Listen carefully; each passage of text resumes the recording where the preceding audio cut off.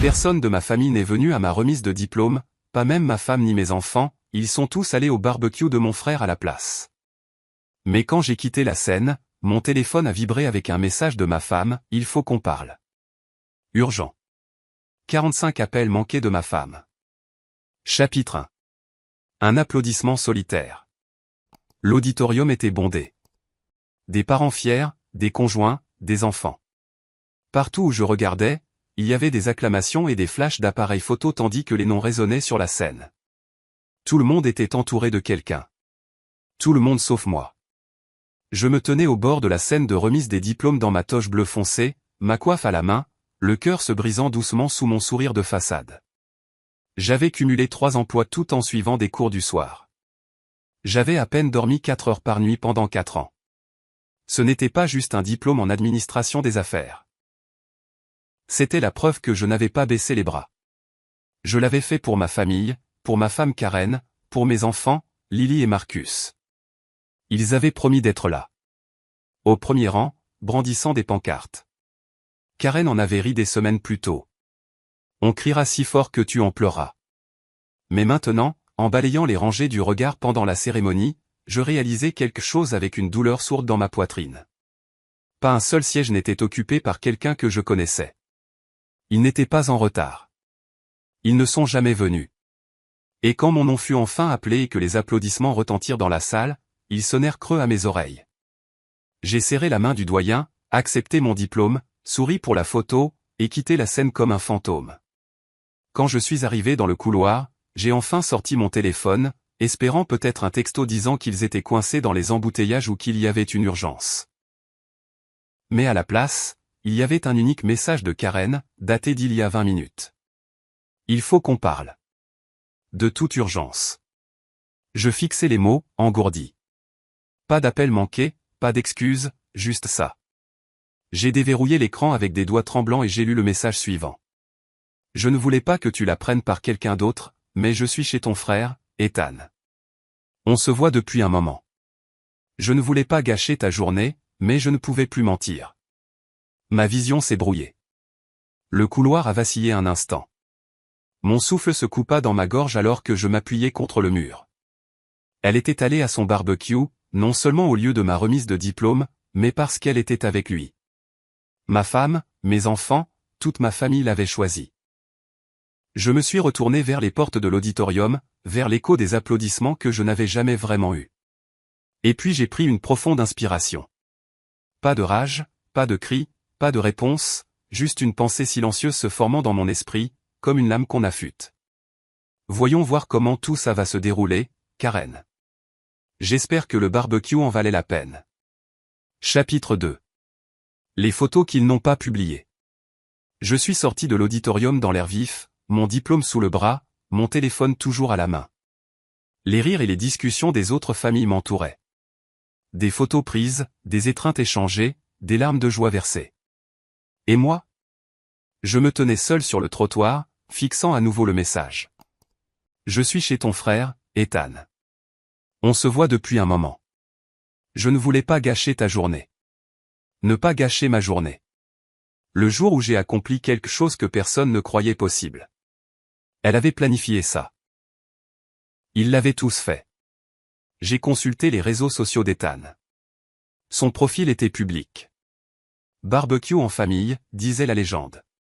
Des photos du jardin illuminèrent mon écran.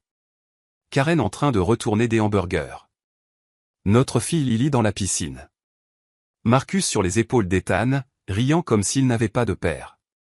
Mes parents étaient là aussi, applaudissant, buvant, souriant, comme si je n'existais même pas. J'ai dégluti avec difficulté. Et puis quelque chose a attiré mon attention. Une photo que Karen avait postée puis rapidement supprimée. Je ne l'ai vue que parce que Facebook a eu un bug pendant une seconde. L'aperçu de l'image est apparu avant de disparaître de son profil. J'ai fait une capture d'écran. Elle était dans les bras d'Ethan, l'embrassant, portant la même robe rouge que je lui avais achetée pour la Saint-Valentin. La trahison m'a frappé de plein fouet. Mais étrangement, il n'y avait pas de larmes, juste de la concentration. Je suis monté dans ma voiture et j'ai conduit directement à la maison. La maison était vide, comme je m'y attendais. L'endroit que nous avions construit ensemble, meublé avec mes primes, décoré avec la touche de Karen, était silencieux, froid, comme un musée de ma propre ignorance. Je me suis assis au comptoir de la cuisine, j'ai ouvert mon ordinateur portable et j'ai affiché 2 documents.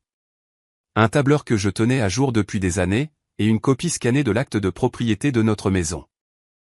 Karen avait toujours pensé que j'étais juste un nerd avec l'argent. Ce qu'elle ne savait pas, c'est que chaque compte avait été enregistré, chaque transaction surveillée, chaque signature vérifiée avec un système à double authentification que seul moi pouvais accéder. Je ne lui ai jamais dit que j'avais créé une SARL secondaire à mon nom l'année précédente, y détournant 30% des revenus de mon activité annexe, juste au cas où. Karen pensait avoir vidé notre compte joint ce matin-là, mais ce n'était que le compte visible. Le vrai argent était ailleurs. Intouchable. J'ai ouvert un autre onglet de navigateur et j'ai commencé à faire des préparatifs discrets. Karen avait fait un choix. Ethan aussi. Et tous ceux qui ont ri et trinqué à ce barbecue. Mais ils n'avaient pas réalisé quelque chose.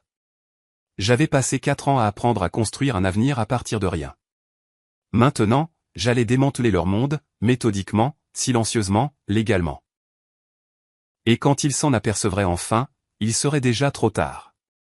Chapitre 3. Le monde d'Ethan commence à se fissurer. 3 jours passèrent. Je n'ai pas répondu aux textos de Karen. Je n'ai pas répondu aux appels d'Ethan. Oui, il a eu le culot de m'appeler. À la place, j'ai travaillé en silence. La nuit, je m'allongeais dans ma maison silencieuse, sans pleurer, sans rager, mais en calculant. Chaque plan qu'ils avaient fait, chaque trahison qu'ils avaient complotée, je les transformais en carburant. Vendredi matin, j'ai envoyé un unique email au service des ressources humaines de l'entreprise d'Ethan. Objet, conflit d'intérêts et faute professionnelle interne, urgent.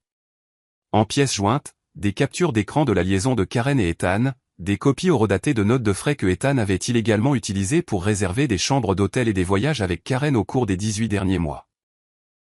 Un fil de mail transféré depuis le compte Gmail de Karen, dont elle ne s'était jamais déconnectée sur mon ordinateur portable. Dans celui-ci, elle mentionnait « Ne t'inquiète pas, il n'y comprend rien. Je vais profiter de la distraction de sa remise de diplôme pour vider les comptes joints la semaine prochaine. » Je n'ai pas envoyé l'email en mon nom. Je l'ai envoyé anonymement depuis un compte jetable créé dans une bibliothèque publique du centre-ville.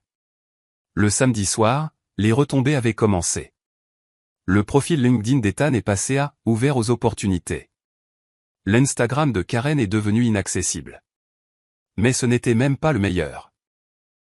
Dimanche matin, mon ami avocat, James, m'a rejoint pour un café. « Tu es sûr de vouloir faire ça ?» demanda-t-il en me tendant les documents de transfert de propriété et de protection de compte que j'avais préparés. « Absolument, ai-je répondu. Laisse-les ressentir ce qu'ils pensaient que je ne ferais jamais. Riposté. J'avais protégé mes comptes de retraite, les revenus de ma SARL cachée, la maison qui, en raison d'un contrat de mariage discret que Karen n'avait jamais lu correctement, n'avait jamais été entièrement à son nom, et les droits de garde de mes enfants grâce à son abandon documenté lors de ma remise de diplôme et de multiples textos exprimant ses intentions de quitter la famille. James a souri. Ils ont sous-estimé la mauvaise personne. J'ai hoché la tête. Ils ont choisi la bonne personne pour les enterrer en silence. Ce soir-là, Karen s'est finalement présentée à la maison, frappant à la porte, sanglotant, portant sa trahison comme un maquillage qu'elle n'avait pas lavé depuis des jours. « S'il te plaît, supplia-t-elle. Tu ne m'as pas répondu. Je suis tellement désolé. Ethan a perdu son travail. Maman et papa sont furieux. Je ne voulais pas que ça se passe comme ça. J'ai ouvert la porte à moitié, juste assez pour qu'elle voie mon visage. Calme, pas brisé. Karen, dis-je d'un ton égal. Cette maison n'est plus la tienne. Tu recevras une notification officielle de mon avocat d'ici demain matin. Vérifie la boîte aux lettres. Sa lèvre tremblait. J'ai ajouté, et encore une chose. Tu m'as dit de regarder ma remise de diplôme sur Google Earth. J'espère que tu apprécieras de voir le reste de ta vie s'effondrer de la même manière, à distance. Puis j'ai fermé la porte et je n'ai pas regardé en arrière. Chapitre 4. Pont coupé et compte gelé. Dès le lundi, les conséquences avaient atteint un niveau bien au-delà des pires cauchemars de Karen. Elle a essayé de se connecter à nos comptes bancaires joints et a découvert qu'ils étaient bloqués. Elle a essayé d'utiliser sa carte de crédit, refusée. Elle s'est rendue à la banque, frénétique, pour se faire calmement informer, « Madame, ces comptes ont été clôturés il y a 2 jours. Les fonds ont été légalement transférés vers la fiducie protégée de Monsieur Taylor, conformément aux accords préexistants. » Est-ce une erreur? Je suis sa femme, lança-t-elle. Ex-femme, la corrigea doucement l'employé. Il a demandé le divorce ce matin. Karen est sortie de la banque en trombe, humiliée, pour trouver sa voiture immobilisée par un sabot. Pas à cause de moi, mais parce qu'Ethan l'avait loué au nom de son entreprise. Et maintenant qu'il était licencié, son employeur avait révoqué tous ses avantages. Les clés ne fonctionnaient même plus. Elle s'est assise sur le trottoir, composant le numéro d'Ethan. Il n'a pas répondu, trop occupé à être interrogé par l'équipe juridique de son entreprise, pendant que les auditeurs internes épluchaient ses emails et ses notes de frais. Cette nuit-là, j'ai reçu un message d'un numéro bloqué, une vidéo. C'était Karen, sanglotant dans ce qui ressemblait à une chambre de motel. Le maquillage coulant, la voix brisée. « S'il te plaît, pouvons-nous parler? J'ai fait une erreur. Je ne sais même pas pourquoi je l'ai fait. Il n'est pas celui que je pensais.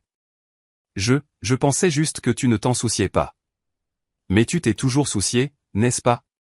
Tu as toujours été le stable. » Je n'ai pas répondu. Je l'ai transféré à mon avocat. Et puis, pour la première fois depuis des semaines, j'ai dormi profondément.